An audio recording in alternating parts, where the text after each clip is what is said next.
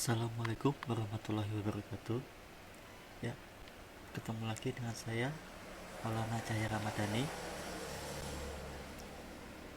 Di video kali ini saya akan menjelaskan studi kasus dari rancangan disaster recovery pada instansi pendidikan studi kasus Universitas Mercubuana. Ya, langsung saja dari pendahuluan, yaitu teknologi informasi merupakan salah satu kebutuhan mendasar hampir di seluruh sektor bisnis. Ya, teknologi informasi sendiri secara teknis dapat diartikan sebagai sekumpulan infrastruktur untuk mendukung pengelolaan informasi yang meliputi proses collect, store, retrieve, disseminate, dan retrieval of information. Di instansi perguruan tinggi merupakan salah satu organisasi yang juga mempercayakan informasi penting kepada peralatan teknologi informasi. Karena layanan informasi diberikan tidak hanya kepada sivitas akademik di lingkungan internet, tetapi juga untuk alumni dan masyarakat umum. Nah, kita akan mengenal DRP, Disaster Recovery Plan. Adalah suatu acuan berisi prosedur untuk mengatasi kejadian hilangnya sumber daya sistem informasi dalam sebuah universitas yang diakibatkan dari bencana, menyediakan operasi cadangan selama sistem utama berhenti, dan mengelola proses pemulihan serta menyelamatkan data untuk meminimalisir kerugian yang dialami oleh organisasi. Lalu keuntungan dengan disaster recovery plan diantaranya itu yang pertama, mengurangi kemungkinan terjadinya kerugian secara ekonomi karena terjadinya bencana, lalu meningkatkan stabilitas organisasi. Ketiga, memberikan rencana pemulihan yang teratur dan terukur. Keempat, menghindari terjadinya ketergantungan terpusat pada satu kelompok personel.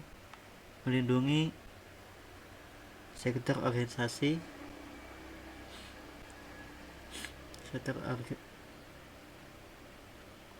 termasuk keselamatan personel di dalamnya. Lalu tahap-tahapan untuk pembangunan disaster recovery itu apa saja? Ya, pertama ada risk assessment, yaitu adalah proses identifikasi ancaman yang mungkin terjadi, baik yang berasal dari dalam maupun dari luar. Pada fase ini, setiap ancaman bencana sudah diidentifikasi akan diberikan nilai pada setiap atributnya. Kedua, ada priority assessment, yaitu suatu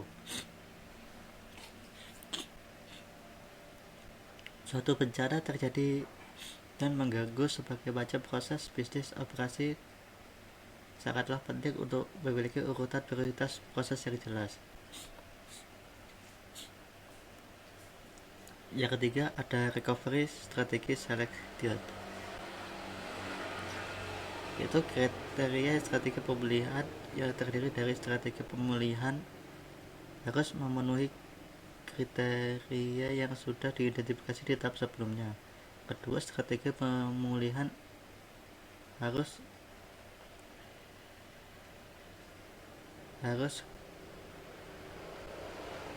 cost effective berbanding dengan risiko dan prioritasnya. Ketiga, strategi pemulihan harus dapat diterapkan dengan kondisi yang terdapat sekarang dan di masa depan. Strategi pemulihan tersebut diantaranya yaitu hot site, warm site, cold site. Lalu yang keempat itu ada plan documenting. yaitu hasil analisa dan rancangan strategi yang sudah dihasilkan dari tahap-tahapan sebelumnya tidak akan berarti apa-apa jika tidak dikomunikasi dengan baik. Baru proses planning. Ya, jika berbicara dengan DRP tentu tidak akan lepas dengan business continuity planning atau BCP. Terus komponen proses otomatis ataupun manual yang dirancang untuk mengurangi ancaman terhadap fungsi-fungsi. Nah, di sini terbagi menjadi beberapa, yaitu backup management merupakan sebuah proses penduplikan data serta media yang terpisah. Selanjutnya ada snap, yaitu terbagi jenisnya itu terbagi dari backup management itu terbagi menjadi beberapa jenis, yaitu snapshot backup, yaitu data diduplikasikan secara live dengan melakukan penguncian terhadap seluruh data untuk sementara waktu dan kemudian dilakukan snapshot terhadap data tersebut. Kedua, fallback, yaitu data diduplikasikan secara keseluruhan, baik data yang sudah pernah diduplikasikan maupun belum pernah ke dalam media yang terpisah. Selanjutnya ada different backup, data yang dipublikasikan hanya merupakan data baru atau data yang mengalami perubahan. Lalu ada incremental backup, data yang dipublikasikan hanya data yang belum pernah dilakukan backup. Baru terakhir ada continuous backup, data dilakukan duplikasi secara terus menerus terhadap data yang berubah.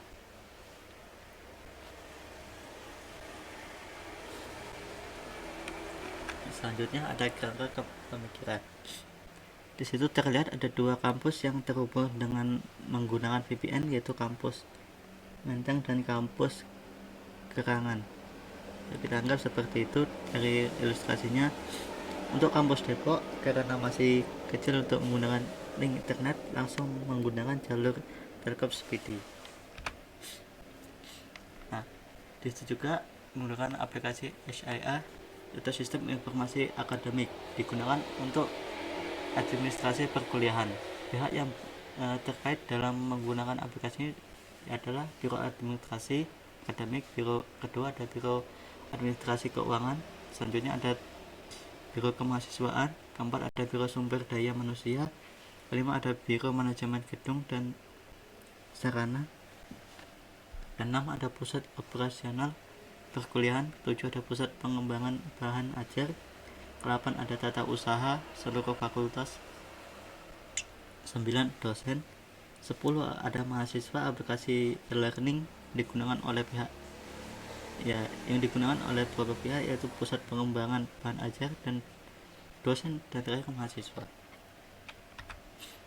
Ini perancangan infrastruktur DRP setelah melakukan studi literatur terhadap permasalahan penulis lalu dilakukan percobaan melakukan perancangan atau desain topologi DRP untuk Universitas Mercu Buana. Dari rancangan yang baru terdapat tambahan komunikasi dari kampus nanti ke kampus Bekasi menggunakan VPN, Virtual Private Network, untuk topologi failover dan mirroring database-nya. Nah, di sini simulasinya setelah melakukan rancangan di atas, melakukan rancangan yang ada, penulis ini sendiri melakukan simulasi dengan desain topologi yang lebih kecil karena keterbatasan dari perangkat dan keterbatasan waktu penelitian. Nah, sini menggunakan di sini menggunakan 4 server, 1 PC untuk melakukan simulasi, 1 unit PC, 1 unit switch spesifikasi yang memiliki spesifikasi masing-masing seperti itu.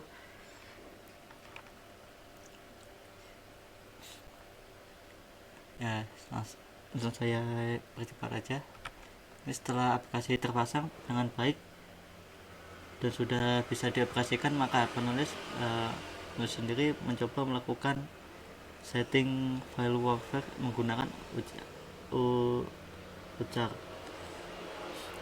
Untuk menjalankan metode Filops, dia menggunakan alat bantu yaitu ucar yang ada pada sistem operasi Linux Ubuntu 14.04. Di sini dia menggunakan IP address ucar dengan IP 192.168.1.250 dan menggunakan DNS www.thesis.com. Setelah itu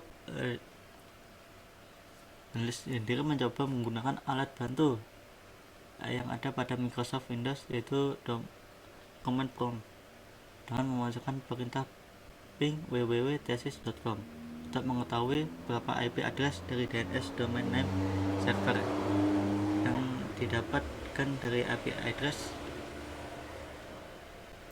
www.thesis.com itu adalah 192.168.1.250. Setelah developer sudah running, maka melanjutkan dengan men-setting mirroring database-nya. Di sini penulis menggunakan mirroring database dua arah agar database keduanya tetap sama datanya. Agar tidak terjadi resiko data yang berbeda, maka dia sendiri menggunakan metode mirroring dua arah. Setelah dicek komunikasi ini ke server utama putus, dan selanjutnya kita mencoba mengakses www.thesis.com untuk mengetahui apakah firewall telah dibuat bekerja dengan baik. Lalu setelah itu penulis melakukan pengujian simulasi. Pengujian itu pengujian pertama dilakukan dengan mencoba black box. Pengujian yang berfokus pada fungsional dari penelitian yang dibuat. Lalu pengujian yang kedua yang dilakukan itu dengan menggunakan VCD untuk dapat mengetahui kebutuhan fungsional yang dibuat dan apakah sudah sesuai harapan.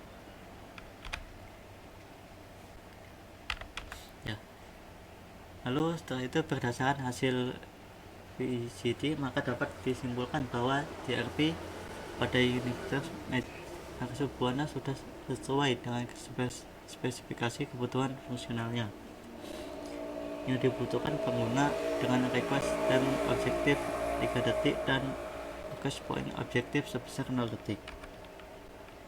Ya, itu saja dari saya. Wassalamualaikum warahmatullahi wabarakatuh.